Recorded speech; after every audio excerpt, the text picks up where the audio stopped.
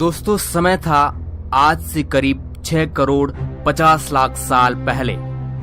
पृथ्वी के साथ एक ऐसी खगोलीय घटना घटी जिसने पृथ्वी को पूरी तरह धूल के बादलों से ढक दिया।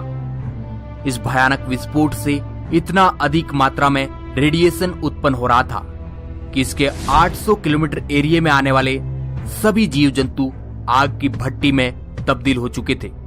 इस भयानक घटना से धरती पर मौजूद 90% प्रजाति का खात्मा हो चुका था। पृथ्वी पर रहने वाला 25 किलो से ज्यादा वजनी हर जीव जलकर खाक हो चुका था। इस महाप्रलय में लाखों की संख्या में जीव मारे जा चुके थे और पेड़ पौधे भी जलकर राख हो चुके थे। दोस्तों, यहां से डायनासोरों का काल खत्म हो चुका था, लेकिन यह महाप्रलय छोटी प्रजाति के जीवों के लिए फायदेमंद साबित हुआ और वो प्रजाति थे मैमल्स की, यानी आसान शब्दों में कहा जाए तो स्तनधारी जीव। ये छोटे छोटे स्तनधारी जीव इस महाप्रलय से तो कैसे भी करके बच निकले थे, लेकिन भयंकर गर्मी से बचने के लिए इन जीवों ने अपना बसेरा जमीन के अंदर बना लिया और अपने आप को जीवित रखने के लिए सब कुछ खाना शुरू कर दिया। धीरे धीरे उस महाप्रलय को लाखों साल बीत चुके थे और अब धरती पूरी तरह उन विशालकाय डायनासोरों से आजाद हो चुकी थी। धरती का मौसम एकदम सामान्य हो चुका था। पृथ्वी की सतह पर फिर से पेड़ पौधों का विकास होने लगा और शुरुआत होती है एक नई दुनिया की। इस दुनिया में हमारे पूर्वज यानी मैमल्स समय के साथ साथ काफी विकसित हो रहे थे और ये आकार में पहले की तुलना में काफी बड़े हो चुके थे। उनमें से अलग अलग प्रजाति की उत्पत्ति हुई। उनमें से कई सारे जीव जिनके हाथ और पैर हमारी तरह ही थे, उनके शरीर में धीरे धीरे बदलाव होता रहा और वो अब सीधे खड़े होकर चलने लगे। अब समय आया आज से करीब 4.7 करोड़ साल पहले। उस वक्त पृथ्वी के वातावरण में लगातार बदलाव हो रहे थे। पृथ्वी के अंदर मौजूद टेक्टोनिक प्लेट्स में हलचल पैदा होने लगी और इसका नतीजा ये हुआ कि धरती के 2 बड़े भूभाग आपस में टकरा गए। इन भूभागों में आज का हमारा भारत भी शामिल था। इन दोनों भूभागों के टकराने से एक नई पर्वत श्रृंखला का निर्माण हुआ, जिन्हें आज हम हिमालय पर्वत श्रृंखला के नाम से जानते हैं। ये वही पर्वत है जो दुनिया का सबसे बड़ा शिखर है, माउंट एवरेस्ट। इस पर्वत श्रृंखला की वजह से मौसम का फॉर्मूला बदलने लगा और पृथ्वी का वातावरण काफी ठंडा हो चुका था और इन पर्वत श्रृंखला से गिरने वाले बर्फ ने कई बड़ी बड़ी नदियों को जन्म दिया। ये वही नदियां हैं जो कि आज 50% से ज्यादा मानव जाति के लिए पानी का स्रोत है। ओलिगोने इपोक में करीब आज से 2 करोड़ साल पहले ग्लोबल कूलिंग हुई, जिसके चलते घास के मैदानों में बढ़ोतरी होने लगी और जंगल धीरे धीरे खात्मे की ओर बढ़ रहे थे। उस परिस्थिति में कुछ ऐसे जानवर विकसित हुए जो खुले मैदान में रहना पसंद करते थे और इन्हीं में दूसरे जानवर को खाने वाले जीव भी मौजूद थे। मगर दोस्तों, अब भी पृथ्वी पर एक अंश की कमी थी, जो था मानव, जो अभी हम वीडियो देख रहे हैं। आखिर ये मानव आया कहां से था? आज से करीब 1 करोड़ साल पहले पृथ्वी का रूप काफी हद तक आज के जैसा बन चुका था और अब पृथ्वी की परिस्थितियां धीरे धीरे बदलने लग गई थी। आज से करीब 40 लाख वर्ष पहले पृथ्वी के अंदर टेक्टोनिक प्लेट में हलचल होने से अफ्रीका के पूर्वी इलाकों में एक नई पर्वत श्रृंखला का जन्म हुआ, ईस्ट अफ्रीकन रिफ्ट वाले। ये पर्वत श्रृंखला यहाँ पर आने वाली मौसमी हवाओं के लिए एक अवरुद्ध बनकर खड़ी हो गई थी। इसकी वजह से यहाँ का वातावरण पूरी तरह से बदल गया और इस जंगलों में बारिश आनी बंद हो गई। इन विशाल जंगलों में निवास करते थे एप्स, जिन्हें पेरोलापिथिकस के नाम से जाना जाता है। इनका निवास स्थान पेड़ों पर था और उन्हें भरपूर मात्रा में खाना खाने के लिए बड़ी आसानी से मिल जाता था। ये एक टहनी से दूसरी टहनी पर कूदने में सक्षम नहीं थे। ये कभी कभी पेड़ों की डाली पर 2 पैरों पर चलते थे। आगे चलकर ये बंदरों की प्रजाति गोरिल्ला और चिंपांजी में बदल गई तो कुछ इंसानों में तब्दील हो गई।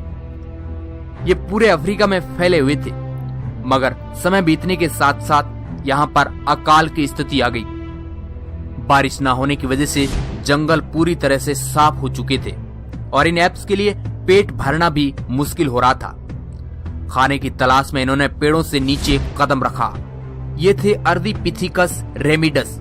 ये हमारे पूर्वज थे। आज हम इन्हीं से डेवलप होकर ऐसे बने हैं। इस मानव प्रजाति ने सबसे पहले जमीन पर कदम रखा और ये मानव इतिहास का जमीन पर पहला कदम था।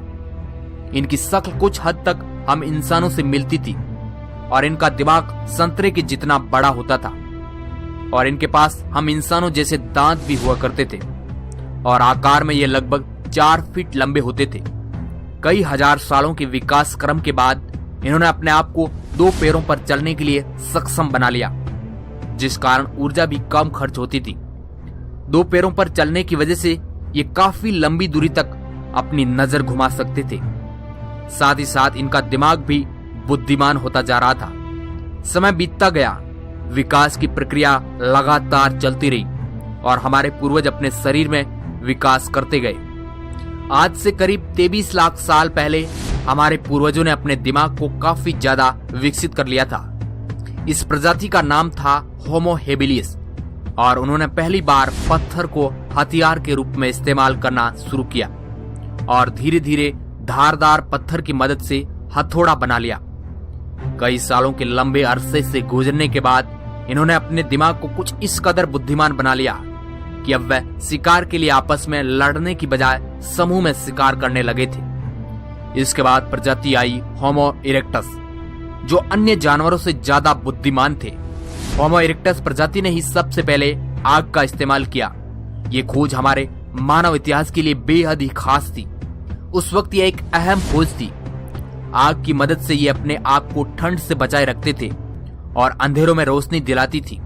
उन्होंने आग पर मांस को पकाना सीख लिया था। इस कारण अब परिवार का निर्माण भी होने लग गया था। हमारे पूर्वज साथ साथ रहने लगे। इससे वह अपने आप को सुरक्षित महसूस करते थे। आग से पका मांस खाने में बहुत ही कम ऊर्जा का इस्तेमाल करना पड़ता था, जिस कारण यह ऊर्जा उनके दिमाग पे खर्च होने लगी और इनका दिमाग भी आकार में काफी बड़ा हो चुका था। हमारे ये पूर्वज अन्य जानवरों से बहुत ही ज्यादा बुद्धिमान थे और पृथ्वी पर मिलजुल कर रहने वाले पहले बुद्धिमान जीव थे। लाखों साल बीत जाने के बाद कुछ आज के इंसान ने अपना रूप ले लिया और मानव अलग अलग आवाज निकालने का काबिल बन चुका था। यानी कि हमने लैंग्वेज का विकास कर लिया था, जिसके जरिए वह अपनी जानकारी एक दूसरे के साथ शेयर कर सकते थे। ये वह आखिरी विकास क्रम था। उसके बाद आज के इंसानों की उत्पत्ति हुई। हमारा अस्तित्व यानी कि होमो सैपियंस का समय शुरू हो गया। हमारे पास धरती के सभी जानवरों से बड़ा दिमाग था। अब हम कहीं पर आ जा सकते थे। हमारे पास हथियार थे।